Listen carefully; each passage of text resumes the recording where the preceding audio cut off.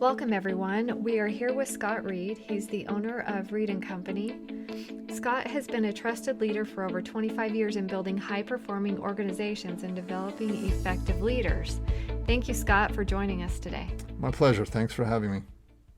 Scott, our topic is leading a business through COVID-19. We hear from business leaders throughout the country, large and small, during this unprecedented time of their concerns and even their fear. What would you say to leaders today? How you lead during this time will have a significant impact on your business and create lasting impression on you as a leader and your organization. So you can emerge stronger and even better than your competition, or perhaps weaker. So what would you do as a business leader? Well, it's a challenge because we simply don't have a blueprint to follow, and each business is unique. So both business leaders and employees are seeking for answers among all the mixed messages. There's a lot of uncertainty and confusion right now. Yeah, I agree. It is a confusing time filled with uncertainty. Can you break down the current situation? Well, let's look at some key facts. COVID-19 easily spreads from person to person, resulting in the decision to isolate ourselves, which has created chaos and business interruptions on a global scale.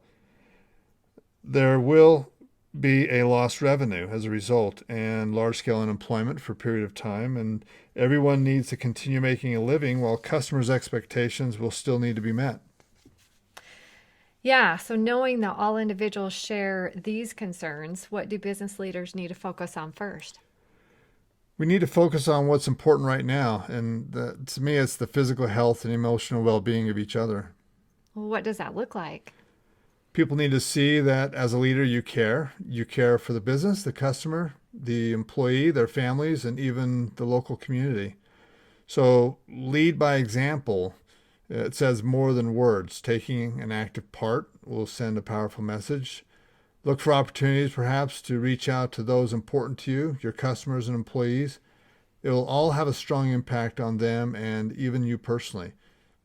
Have a genuine concern towards those impacted by the virus and offer support.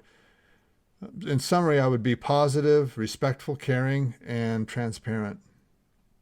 Okay, so the first priority is the physical health and emotional well-being of others. So what is the next? What's next important? Communicate with your employees. It starts with listening, not just hearing words, but really understanding what people are feeling. As a leader, you have direct answers to a lot of your employees' concerns, and the assumption is people may already know, which is a mistake. Some of the answers may seem obvious, but they're not, especially during stressful times. So many will draw their own conclusions or listen to rumors. We know where that leads, and so you need to know their questions, provide clear answers. If the answers are unknown at the time, you need to either decide on an answer or simply say, I don't have an answer today, but commit to share what you know when you know it. So what should leaders concentrate on over the next couple of months in order to be successful? Leaders need to retain their talent today and into the future. Employees need to know if they're valued. If you decide to furlough employees, they need the assurance that you plan to bring them back. Otherwise, they may seek opportunities elsewhere. You need to maintain communication of key messages throughout weekly business updates, net meetings, social media, emails, etc. Leaders may also consider offering opportunities for employees to develop their skills through training. So these frequent, consistent communicated messages will increase the likelihood that people will be prepared to return with even perhaps increased commitment based on how they were treated. Okay, earlier you mentioned the need to care for the customer. Can you expand on that? Yeah, customers need to be assured of the stability of your business as a reliable supplier. This can be accomplished in part by knowing that your workforce talent remains intact and ready to deliver products and services.